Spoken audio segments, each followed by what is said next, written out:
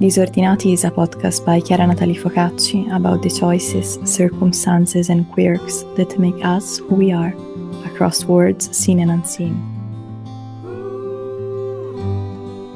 Hello everyone, today I'm really happy because I'm with Gijs. Hello Gijs. Hey. We made we tried before and the pronunciation was correct, so I'm really happy.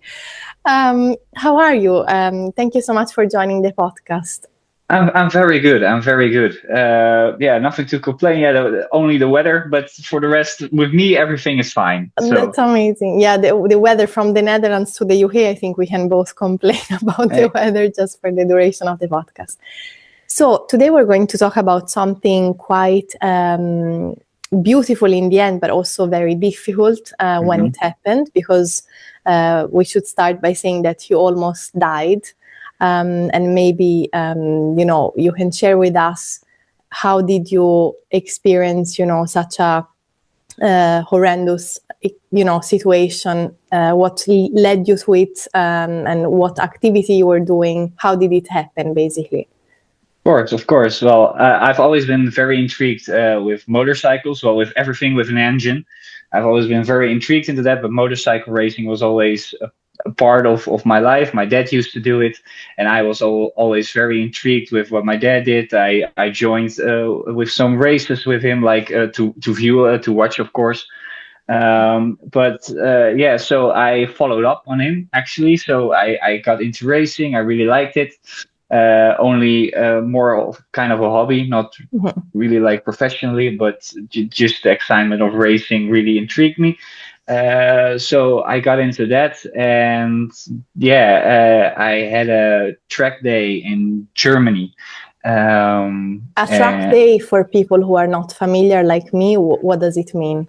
It's like you can join on the internet. So you have like, for example, you have like 120 people who can write their names down. You pay in a certain amount, and then you can have like 5 or 6 sessions of 20 minutes on a track on a circuit.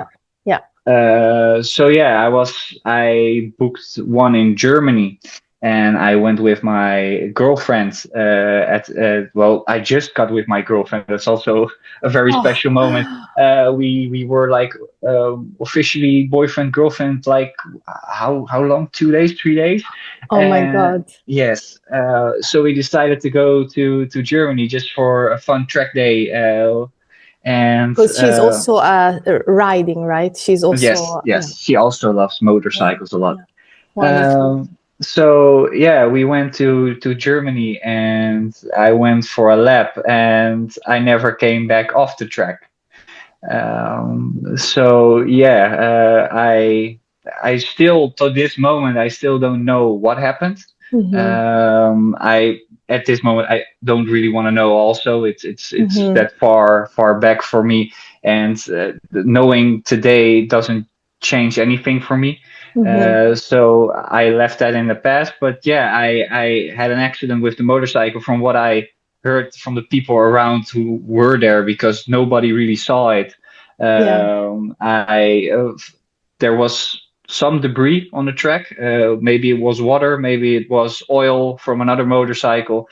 I still don't know to this day, but I slid out with the rear end, and you call it a high sider on a motorcycle. So your rear end slides out, and then it grips again, and it throws you off the motorcycle over it. That happened with a lot of speed.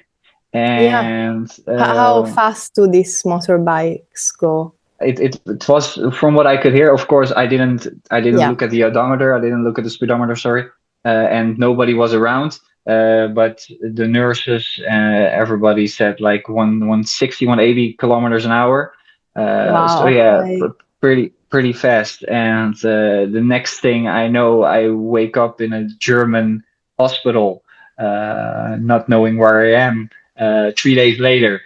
Oh my God! So you were in a coma for 3 days, basically. Yes, correct. Okay. Whenever someone is riding a motorbike, you always hear how dangerous it is and be careful, this might happen. And I remember also because my dad was very much into watching races, on the TV, and we used to watch a lot of Formula One, obviously, but also because we have Valentino Rossi, the famous.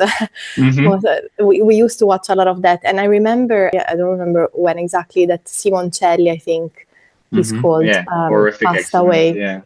And so that really stuck with me. And so every time, I then watched the races, I was always worried that something like this would happen. And so you didn't have a near-death experience. You don't remember when you were in a coma being in some sort of strange body, or like not in yourself. No. I think my brain really didn't want to understand it at that moment, because I got taken away by a helicopter. So it wasn't by an ambulance. At that moment, they thought it was smarter to take me away with an helicopter, because I had, how do you say it in English? The upper part of your leg that was broken, and the bone was sticking out. Okay. And your girlfriend saw everything? No, she didn't know anything because she couldn't see that part of the circuit, of the track. She got informed later. Oh my God. Yes, she didn't. She was the first contact person, but she didn't know where I was going. So she asked around. Nobody really knew anything at that time, because they didn't know where they would take me. But eventually she got the information and knew where she could find me. If it's a coincidence, I still to this day, we always say, like, the day before we went, I made a joke like, "Oh, here you have the number of my mom. In case anything happens, you can send her a message," but more in a fun kind of way. And we laughed about it, and that's fine. But yeah, my family didn't know anything either. So she was the one who. My mom knew I was seeing someone. My dad knew I was seeing someone, but not on an official term. And then she suddenly got a call of an unknown caller with, your and son. And the first news of the new girlfriend is this one. Oh my. Yes. So that was a very, how do you call it, special time? Yeah, I can imagine. Yeah, so she got to the hospital, but she couldn't see me, of course, because not in critical state. But yeah, I needed to stabilize at first, because I also had some damaged, what do you call it? Damaged. I damaged in my back bone. What do you call it? I don't know. I was thinking about it when you were explaining it, but I also don't know. I know it in Italian, which is colonna vertebrale, but I don't know it in English. Yeah. So that was damaged. Spinal cord, maybe. Exactly. Yes. Okay, great. We got it. And I had some damage on my neck, so they were really scared that I would have something else than only the broken leg. So they kept me away for the first day, and the next day my girlfriend came by, my mom and dad came by, but I wasn't awake. So that was special. I heard that I said some things, but I don't remember anything. It was only after 3 days when I really started to wake up. Yeah, and so you started hearing the voices of people around you, and yes. Okay, wow. How does one recover from this? Like, after you realize you have survived something like this, where you were completely out for 3 days, like, what was your reaction? How did you feel about it? Well, when I think back about it, I still get chills, because How long ago was it? 3 years now. Okay. A little over 3 years, I believe. A little less than 3 years, sorry. But when I woke up, they immediately wanted to get an MRI of me. But again, at that moment, I didn't know anything. I didn't know where I was. I didn't know if my dad or mom knew anything. I didn't know what day it was, because the last thing I remembered is going on the circuit, and I wake up in the hospital. So they put me in an MRI, and it was a very, I don't want to say scared, but it came close to being scared. So yeah, shortly after, like an hour or so, or hour or two, I got to know that my family knew everything, and my girlfriend has already been at the hospital. So yeah, I needed to come back from Germany to the Netherlands. That was Yeah, how did also this work? Like, were you carried in yeah. a... Yeah, I was brought with an ambulance to Mhm. Leiden because I used to live in Lisse, so that was the closest good hospital there. So I got brought to Leiden, but that was also a whole thing because I needed to be stabilized first, of course, before I could be put in the ambulance. Yeah. So yeah, if I was brought back with an ambulance, and they don't do the same operation surgery in Germany as in the Netherlands, because Oh, in Germany really? they Okay. they put a metal pipe beside your Mhm. leg, so they take the Yeah. upper bone and the lower bone and they connect it together with an outside pipe. And in the Netherlands they put a pipe through your bone. So Okay. I needed to I needed to get surgery again, basically. Mm. Yeah, so I thought I could stabilize, but then again, I needed to go into surgery, Yeah. and they couldn't put the bones correctly on top of each other, so they needed to cut me open on the side. Oh my. Yeah, I How, had a lot of stitches. how long was the whole process before you could start, let's say, walking again or even standing up? That was pretty fast because when the metal pipe was through my leg, they just say you can walk. Look out, of course, but you can walk. So I slowly started to walk after a week, I believe. Of course, it wasn't really walking; it was mere like lumping, and Hmm. I had how do you say, crutches? I believe, like the Yeah, yeah. I think so. Yeah. Yeah, so I had those, but I was tired after like going out of the house and walking to the end of the street and back, and I could sleep again. When did you feel like you went back to normal, your normal self, let's say?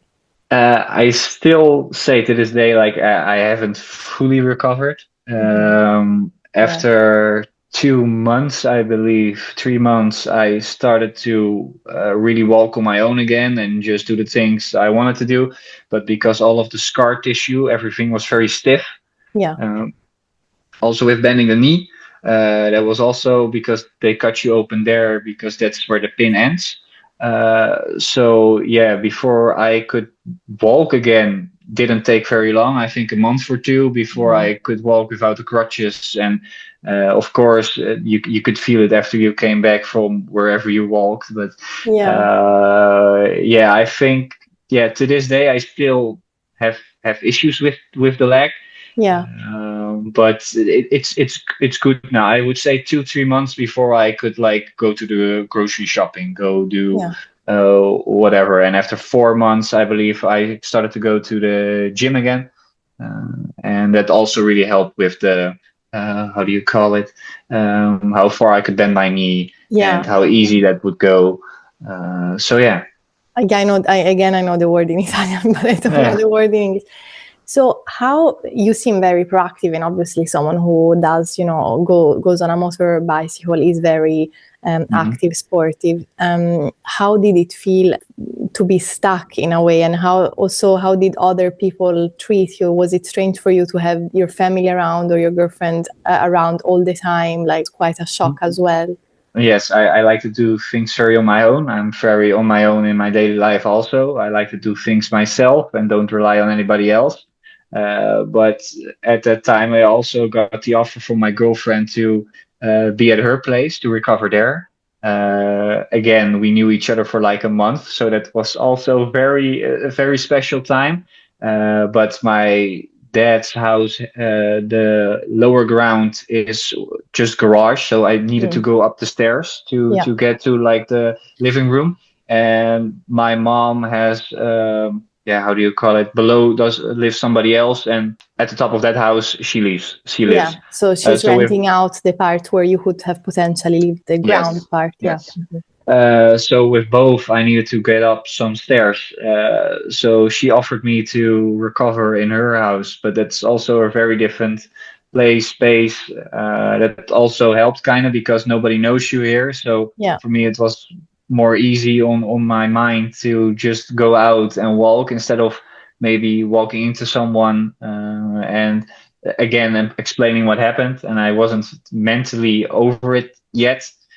So yeah, I'm still very thankful for my girlfriend for allowing me in her house and recover here. Yeah, I mean, amazing. That was really love at first sight and at Yes. first accident, at first everything, and it is really like incredible what you did together. What is something that you learned from this experience? I mean, I imagine it changed you, obviously. How do you feel? Where did it change you the most? I think I'm more. It's difficult to explain. It's maybe sounds weird, but I think twice more about things now Mhm. before I say yes to something or what my gut feeling says. Yeah. Because on that day itself, I also thought like, is it smart to go now? Isn't Mhm. it better if we just stay at home? Yeah. So I give my second thoughts a lot more time to process. But for the rest, yeah, I'm just a very happy, open person, and that yeah that hasn't changed. I still think like what happened happened, Yeah. and you can only get better from the point that you recover from. So yeah, that's all has always been the mentality that I got. Yeah, how do you say it? That I stuck with throughout the whole recovery process. Yeah, I mean, you radiate a lot of happiness and warmth, and you are very Thank you. sunny, so it's really beautiful. Because we talked about the fact that you were in a coma for 3 days and then being stuck, and obviously you're optimistic and positive. Did it also change your relationship, for instance, to faith, spirituality? Were you a spiritual person before, and now it's even more, or you weren't a spiritual at all and now you found God in a way? Did it change that? Yeah, what I said, like maybe I don't relate like, oh, I believe in a God or something. Mm-hmm. But for me, what I already said with the second thought kind of thing, I really leave up to that now. So when I think like, oh, this isn't smart, I'm not gonna do it. And I still think that's you have to go with your gut feeling. If someone else that tells it, but you still need to stick with your own thoughts, and they are there for a reason. Yeah. So I try to stick to that now. Like if it's faith in God, I don't know, but I believe a lot more in myself Mm. and whatever comes to my mind at the moment. Yeah. Yeah, that's really important to trust your gut as well. Yeah, Exactly. it's very important. You said that you still ride your motorbike. How was it the first time you decided to ride again? Do you remember that day? Yes, I still remember. It wasn't even on my own motorcycle. It was on the motorcycle of my girlfriend. Yeah, I didn't really give that a second thought. It was just I always loved it, and even after the accident, I still believed like, oh, I want to repair the bike that I crashed. Wow. Yeah, the bike was declared total loss, but I still believe that I could fix it. So I fixed it up again from yeah the frame with the engine, and the rest was all broken or damaged or whatever. So I fixed the bike up, and I still go to the track with that bike now. What, really? Yeah, the same Oh my bike God. that was in the accident. Talking about giving a new function to something Yeah. that basically almost killed you is really incredible. Yeah, I believe in with back to spirituality. I still believe that you get a message, and yeah, with the bike itself, I didn't feel like leaving the bike. I was like, I can recover. So it sounds weird, but he can recover too. Yeah. And so I was like, if I'm ever gonna go on track again, if I'm ever gonna go on a circuit again, I'm gonna it's gonna be on that bike. Mm. So yeah, I put a lot of money and a lot of working hours into it. But yeah, it's still driving today. Wow, that's So amazing. When they say, yeah, go back to the places that traumatize you, or go back to, the places where you have bad memories to create beautiful memories again. I feel like this is yeah, what you're doing with your bike again, creating new memories, giving it a, exactly. Yeah, yeah. and that's the same with because of the accident. I always got a scan of my leg. I Mhm. don't know if I even told you that, but after some pictures, I still had damage on my. Well, I still felt pain in my knee, even Mhm. though I went to the gym a lot, stretched a lot. So I got to the hospital again and again and again and again, like 4 checks. First, it was an echo. Mhm. Second one was an MRI. And the third one was a biopsy. I don't know if you that they take a little bite out of Yeah. the Okay. tissue that they Yeah, yeah, think yeah. that is. And yeah, I didn't really get good news. It was a tumor. So yeah, that needed to be removed also after 1.5 years after the accident. So yeah, in believing like everything has a reason why it happened. That Yeah. I had a little accident on a scooter like 5, 6 years ago, and I saw it, and it was still a little dot. And they were Yeah. like, "Oh, we don't care about that because the most important thing now is that your knee is okay." Yeah. So they didn't really look to it after, and yeah, after the motorcycle accident, they saw the pictures, and I still had a little bit of pain in my knee, and I went back, and it was a tumor. It had grown 1 centimeter all around. Yeah. So it really got a little bit bigger. But yeah, they got it cleaned out all the way. So yeah, that has also been a year ago now. Yeah, 1.5 years ago now. Okay. So So yeah, one. I have some scar tissue on my leg at the moment. Yeah, I can imagine. And I mean, I'm sorry that one experience after the other, but as you say, in the unlucky situation, you were lucky because they managed to even identify Exactly. something that could have been even worse.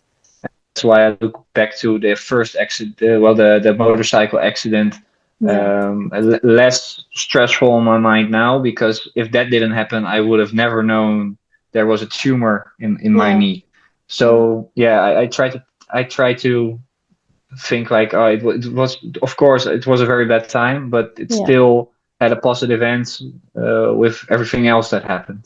yeah. So you're looking at the bright side of Exactly. I things. always do. I always do with You've everything. always been like this. Yes, yes. Yeah, No, well, not always, but I've after the accident, it was even more clear that the positivity is the only way to go because with the negativity, you're not gonna recover faster. You're only gonna be stuck in your own mind. yeah, So I really believe like if you see a little sparkle of hope that something can recover, that you can recover, that whatever happens can recover, then it's possible. It's the same with going to the gym. I still don't do the same weight as before, as 3 years ago. I still don't don't completely feel the same, but I still make the most out of it, and I still enjoy it, and I'm happy that I can still do it because I could have lost a leg. yeah. Or So yeah, worse. Yeah, yeah, exactly. So I'm very grateful for what happened instead of losing a leg or maybe even yeah, worse. yeah.